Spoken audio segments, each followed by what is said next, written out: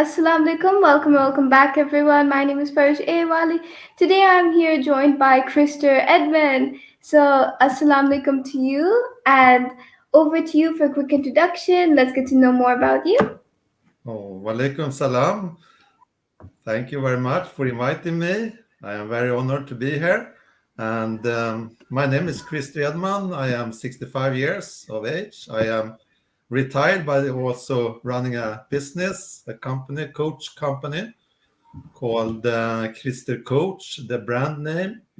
Kreman Innovation is the name of the company. I've been working as an employee for many years.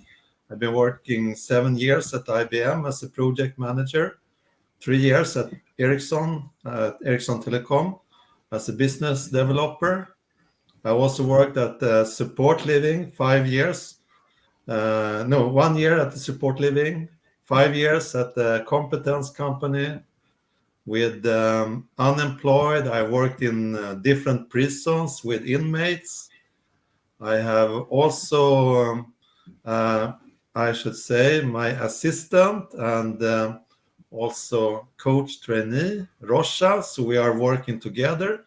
We are doing the dual coaching. So that means that we have a female and a male perspective. And company address is christercoach.com. So we are always inviting people to visit us and see what we are doing. And there are some free assessments as well. So if you're interested in coaching, you can take your own assessment, Wheel of Life, or as a leadership coach. Okay, that's. Oh, sorry. So Continue. that's a little short introduction. Okay, thank you so much. Do people ever like by mistake call you Christian or anything, or do people always like not mistake your name? Because at first I thought your name was Christian. So random, by the way. So random. No, that is okay. Christian is a common name as well, and it used to be translated to English, Christer, to either Christer or Christopher. So that's okay. And the easiest way is to say Chris. Many people say Chris, just Chris, instead of the full name. But the correct pronunciation is Christer. Krister. Okay. That's correct. So over here, my first question for you. Let's see.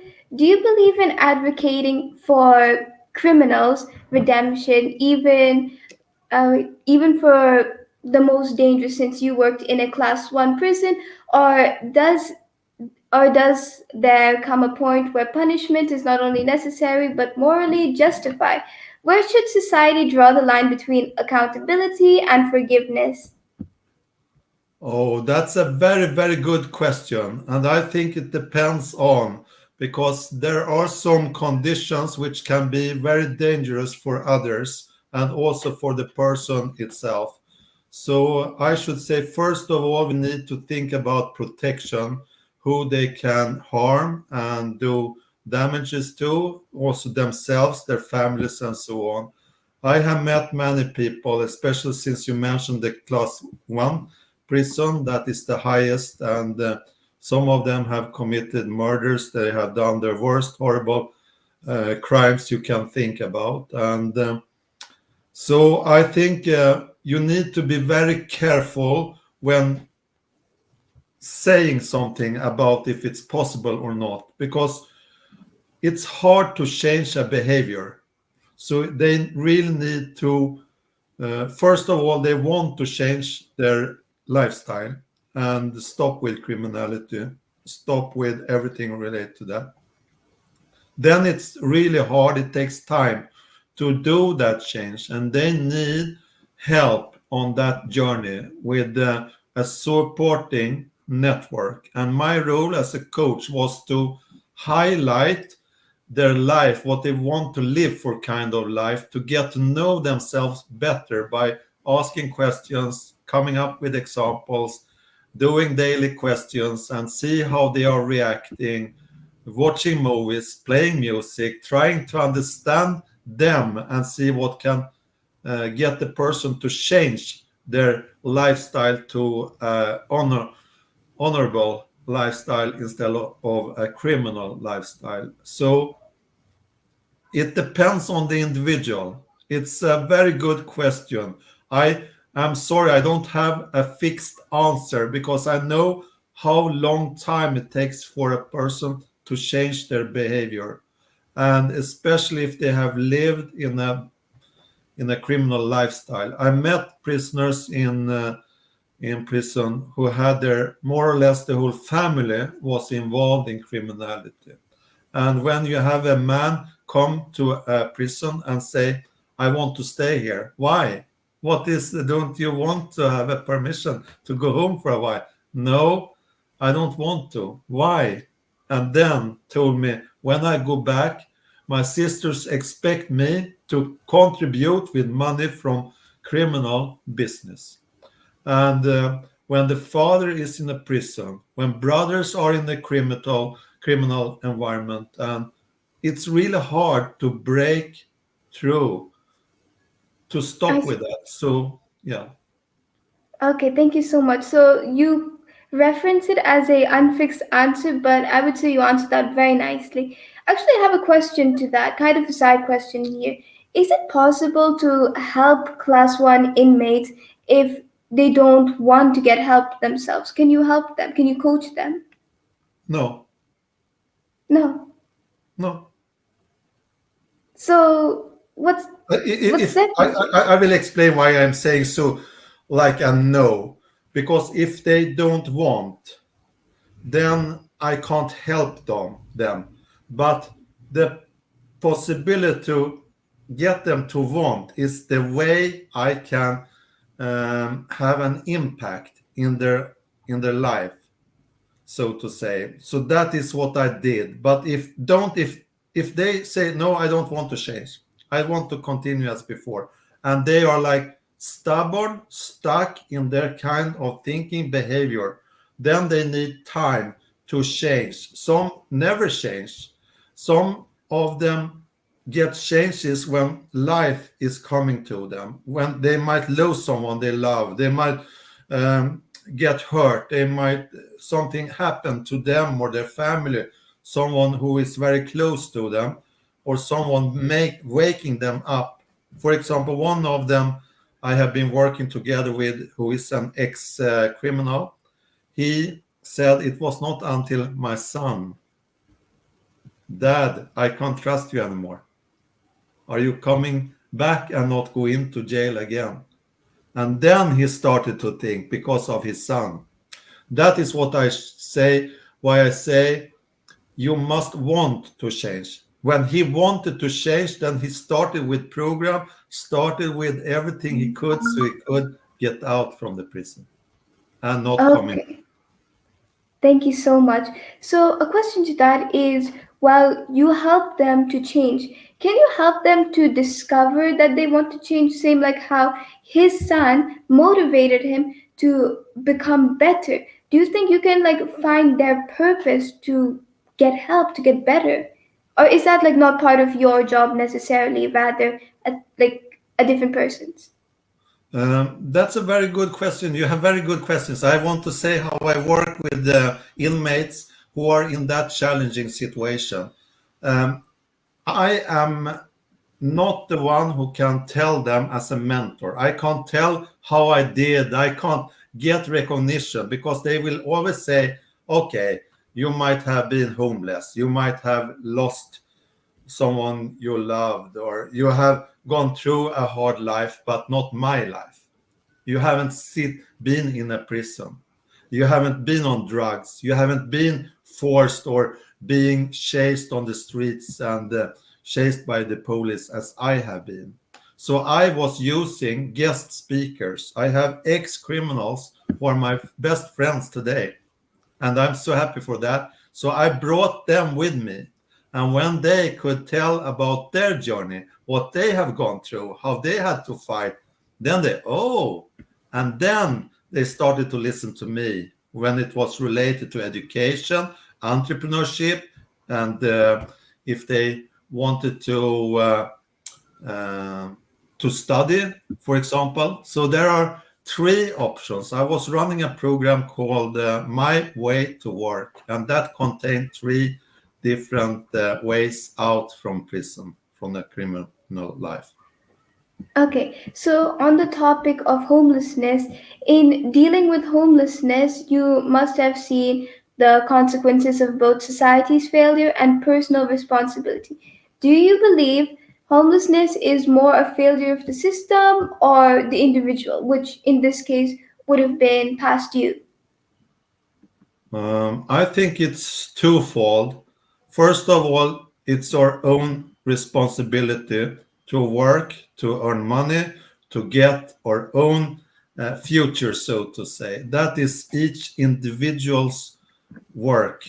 It doesn't matter if I go out and wash cars, or if I go out and sell straws from the grass, or if I say, can I help you in the garden? Can I do this or that? We all can do something for someone else and get paid for it. It's really hard sometimes, but it can also be that we are living in a society where we are not getting the possibility. Let's say, for example, if you don't have so you can buy clothes and you can't go out on the street and people are uh, throwing you away, how shall you start up? So it's I should say we need to have someone, people around us as well, who can support us on the way, but the responsibility is ourselves.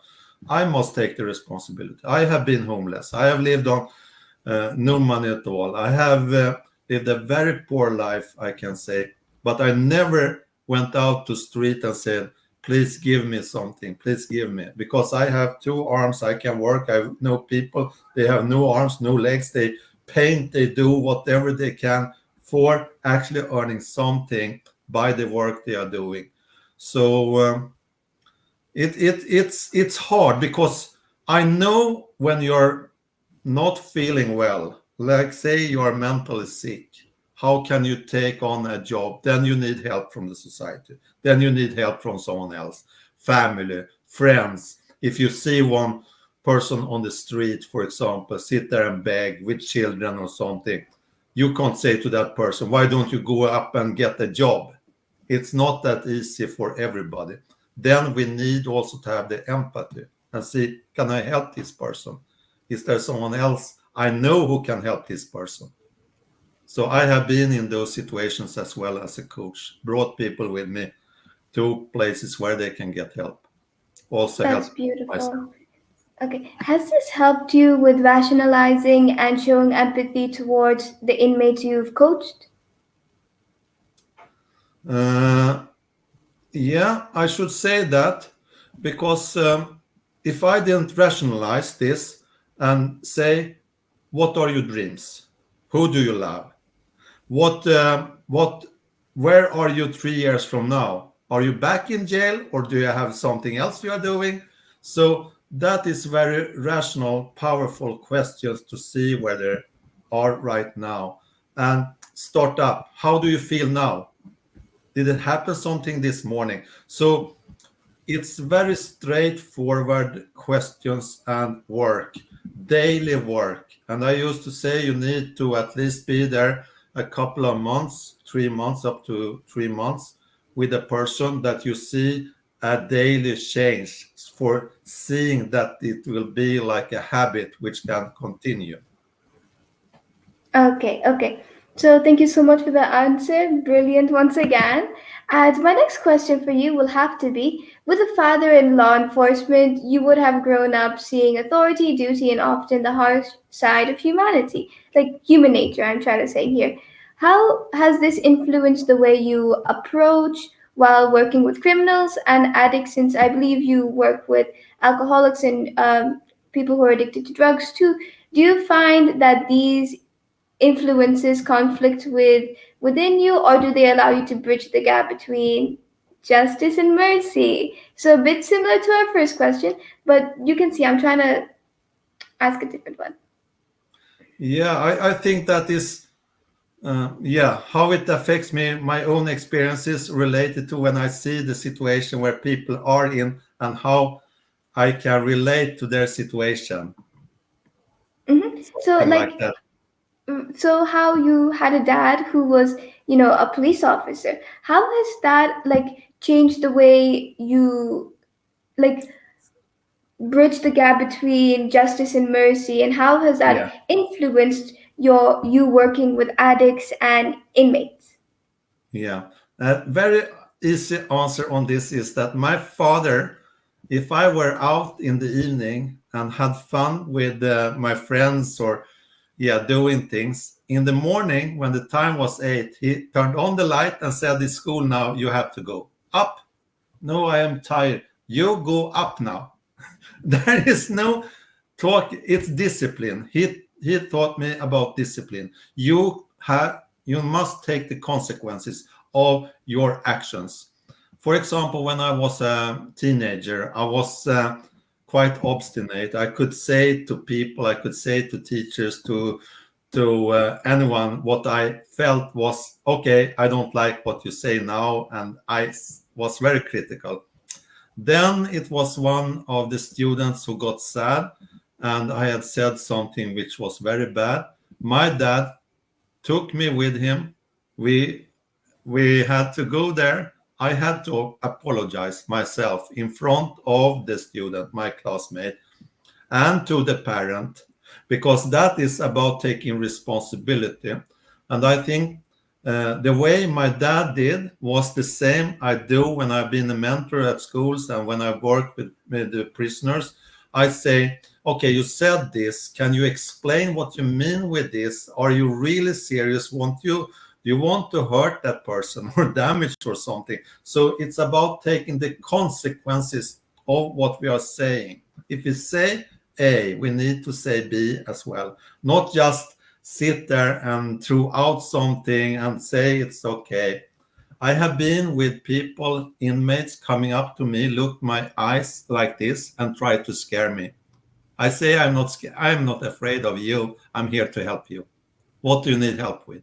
That is to meet the person here and now. As a cop, my father could never say, "No, I want to go away from here. They are criminals or they are bad people." No, you can't do that. You need to face the person, but you must do it with respect.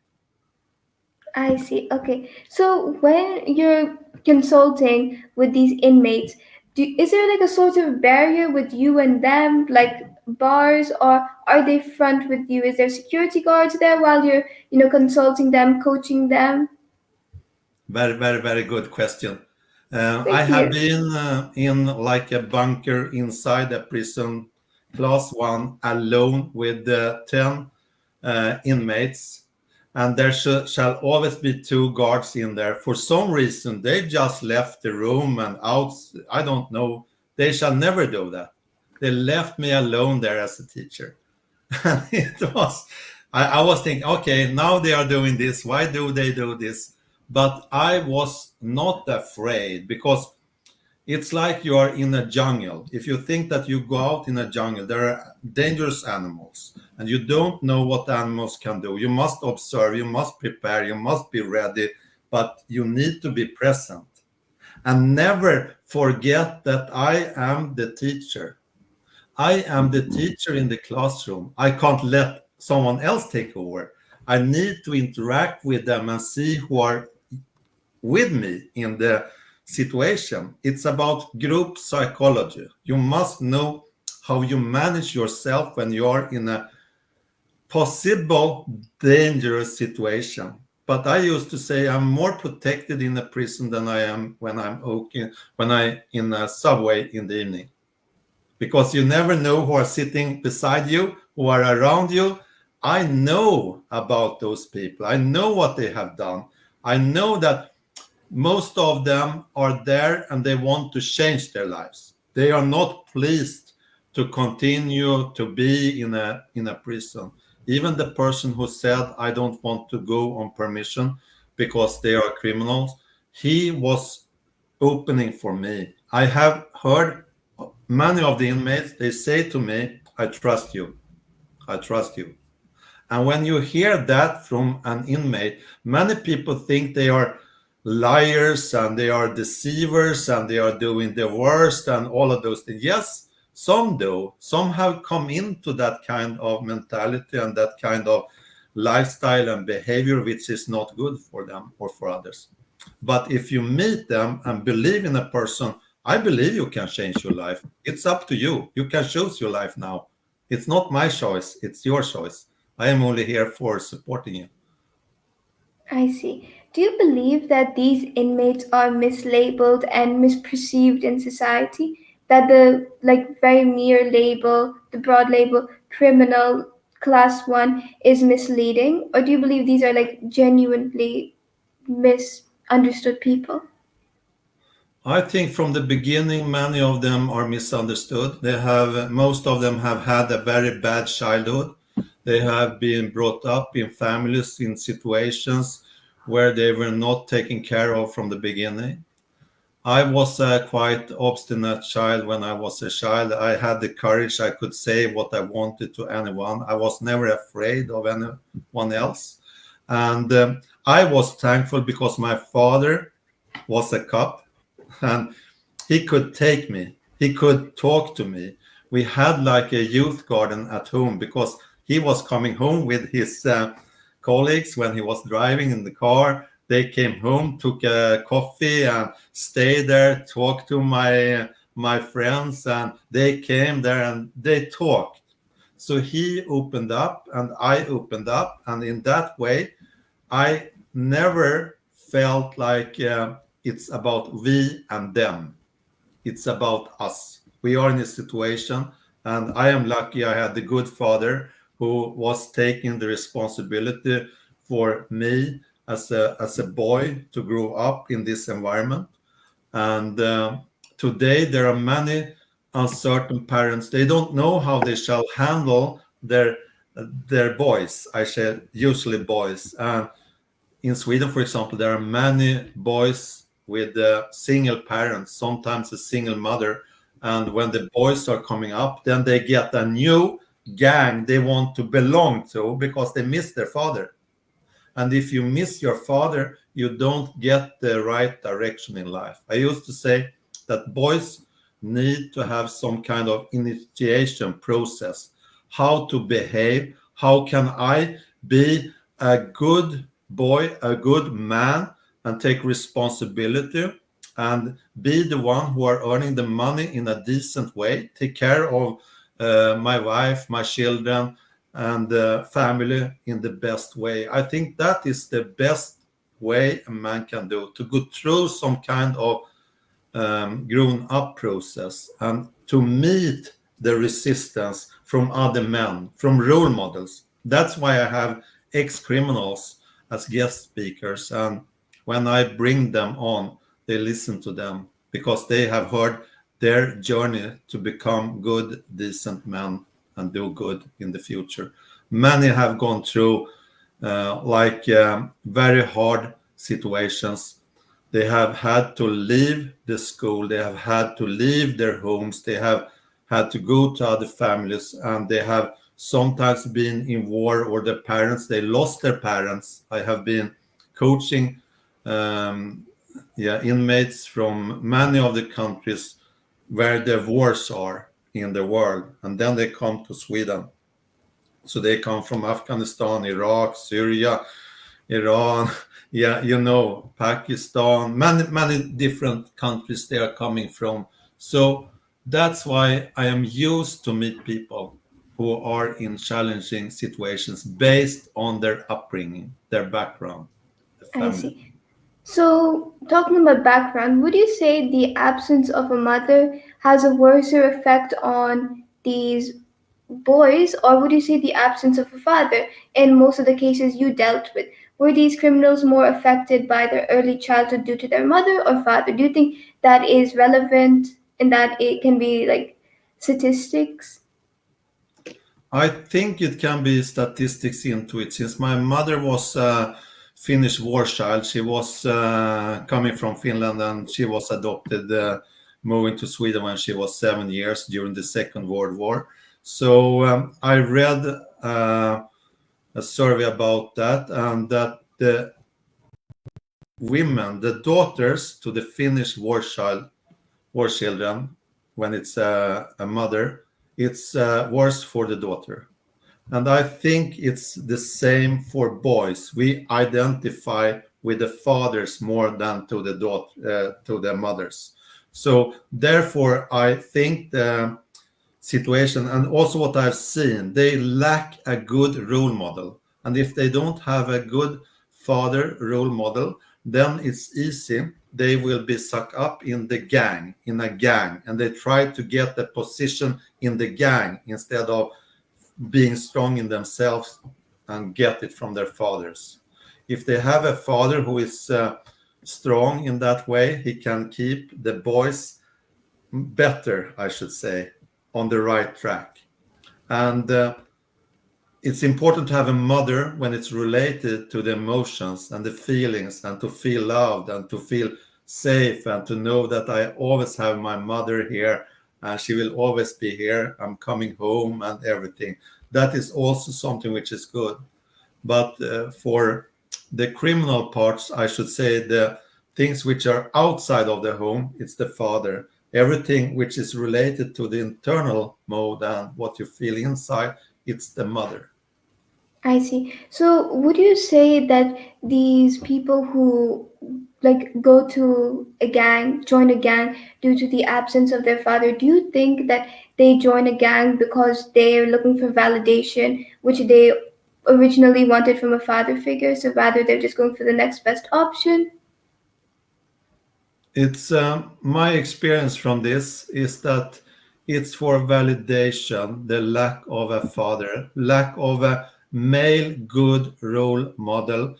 And there we also have the society with the school, with the, a father who is forced to go to work and get everything to run. Where do the boy go then?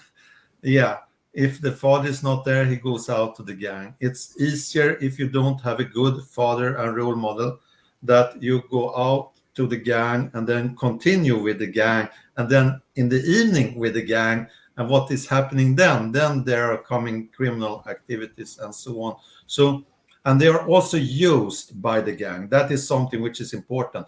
The young people, when they are around, I have heard down to 8 years and then up. Their most wish, the biggest wish was to get a gun, have a weapon. And that's insane when you hear things like that. And if you think that you will become strong only because you have a weapon, it's actually the opposite. Because when you have a weapon, you will always expose yourself for others who wants to take your place, or it's easy also that they are coming into the gang. And when you're in a young age, they are not getting any penalties. They are like coming to a youth institution for youth and so on. So what is happening then they are coming to more violent people who are elderly and they want to use them. So that is like a school for criminals to come to if they do a small crime and then come to this kind of home, because they used to gather them together. That is very, very bad and dangerous. When you are in a young age, you need to go to an environment where there are not other violent people. Of course, not other violent people around you who are having the same traumas, same situation at home, and so on. And often at those homes, you have the criminals who are leading them, who are making drugs, money from drugs, and they know exactly, but they then have like bulvans. They not the real ones who are owning the places, but they are running and getting the money from that kind of business. I have been working at support living. I've seen so much. I have talked to so many. I see, I see. Thank you so much for that incredible analysis, by the way. So, another question I have for you, this is basically out of pure curiosity. Has your coaching ever reduced an inmate sentence? Uh, Not a current inmate sentence, I should say, but a part of their way to not come back to a new sentence or jail again. I have heard that sometimes how I have helped them and the way I'm coaching. I've also heard I should start up with YouTube videos and do the coaching and so on online. And that's very flattering to hear. But I used to say, no, it's not me, it's you.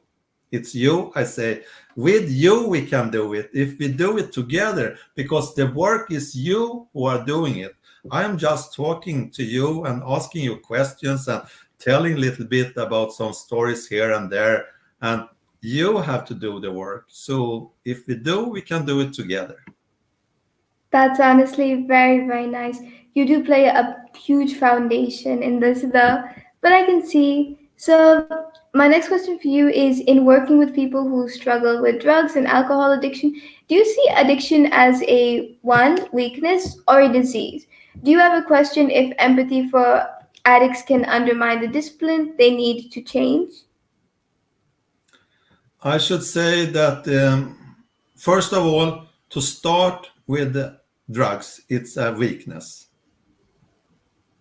If you Mm-hmm. don't have the strength to say no from the beginning, then you have a weakness, because it's known it's not good with drugs. Why do I start with drugs then, if I know it's not good?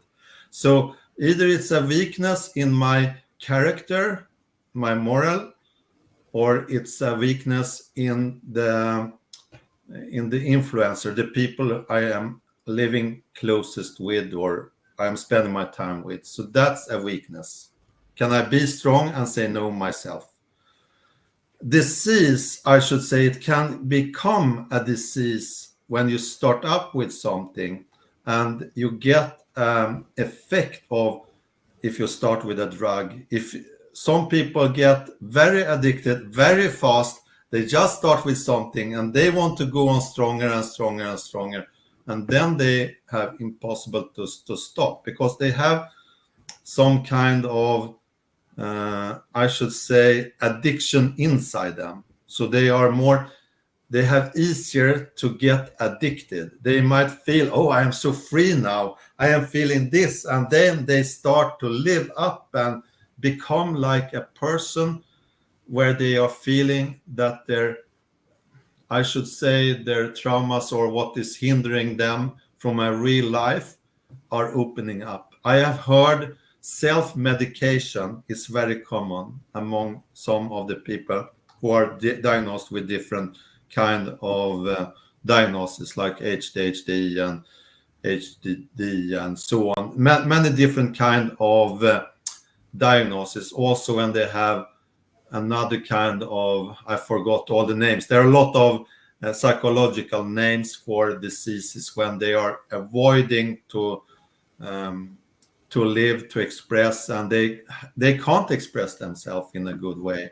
And if they have that kind of disease, then it's easy. They start to take drugs, and it's usually easy to go to a doctor, and the doctor will prescribe, here is something which will calm you down. They earn money for every recipe they are signing and give out. So it's like a process when they come into that with the doctors and psychologists and so on. In prisons, they say around 30% are examined, and they want to give them medication for ADHD, which is for calming them down and so on. So they become like zombies. At the same time, they are used to have the drugs in the prison. So when they come out, they need the medication again and continue. There are other methods which they can use and so on for actually getting rid of the, I should say, their addiction. But it takes time, it costs, and it's a process which must be worked on. So it's important to understand that it's also, or it can be, a disease. Okay, so actually, a question I have for you is that these people who are addicted to drugs and such, when they go to a class one prison, why don't they get sent to rehab? Is that a choice, or do they go through it at some point? Yeah, very, very smart questions. Very, very good questions. I've talked to many of the inmates with this. I have talked a lot with my friends, my ex addicted and my friends ex criminals, and we actually agree about this, exactly what you ask here. They need rehabilitation because they have so many background traumas, experiences in their lives, which has it has made them to become those kind of criminal things, and they can't live a normal life. And if they could come on a rehabilitation where they are met, I've heard of people who are saying, when I was 5 years old, I was seeing my sister being raped.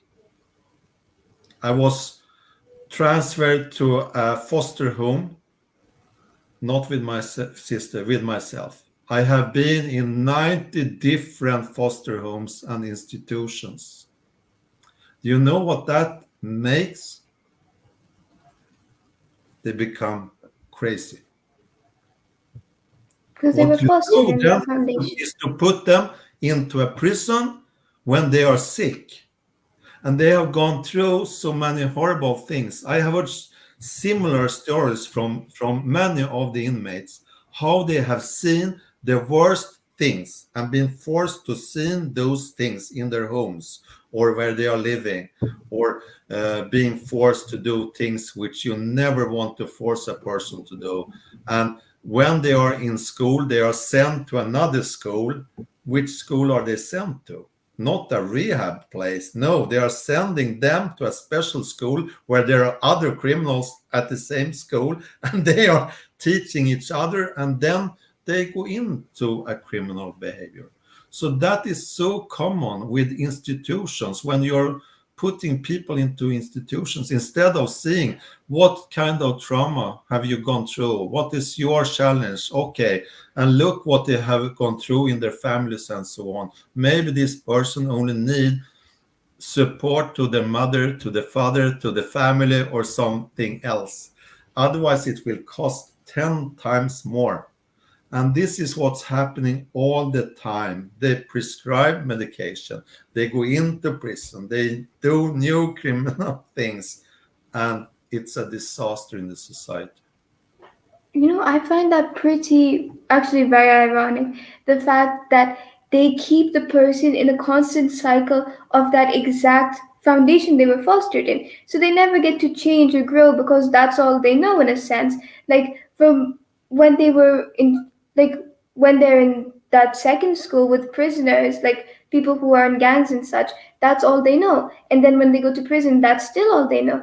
And when they meet someone like you, someone who can show them something else, then magically they're able to change. So if they were surrounded by people who have different views and ideas than them, such as you in a sense, like different ideas in the sense of their ideas on drugs and gangs, then they would have the ability to change because they have the ability to see that there is more. So it's Yeah. very ironic how they keep them in the sort of system throughout their life, from foster home to that school to prison, and then it just seems like it's a very odd thing. You're really right there. That's exactly what they are doing. And I used to say they need to come out in the nature. They need to meet horses. They need to go out and meet animals. They need to go out to a farm. They need to go out and work. When I was 15, I wanted to have a motorcycle. My father said, "You have to work on a farm." Okay, I worked from 8 to 5 every day. I was 15 years of age until I was 16 during the summer, and then I earned money, then I could buy my motorcycle. I had to work for what I wanted, and it's the same. If those children, those teenagers, those youth in right time were taken to a place where they had to work, feel good, get food after they had worked, together with others as a part of the team and involved in this environment, it would be natural.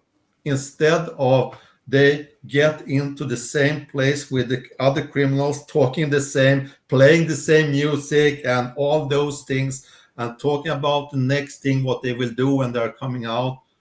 That is why the circle is going like that. You are so right. Exactly. I would say that we all self reflect on each other. So like I just said, basically what you entirely summarized, prison is putting them in a cycle. And since we self reflect, they're not going to change. So thank you so much for that. And this will round up our interview. Thank you so much for all of the answers you gave. And I just genuinely want to say, I have heard so many stories from you right now. In this past 40 minutes, I heard about your wife, your bike, how you were homeless, and so much more. Thank you so much for sharing all of that with me. And I really, really enjoyed this. Okay, thank you so much for the interview. You did very well, and good luck with everything. And I wish you all the best in the future. Very well done. Thank you so much. I wish you the best too. Bye bye.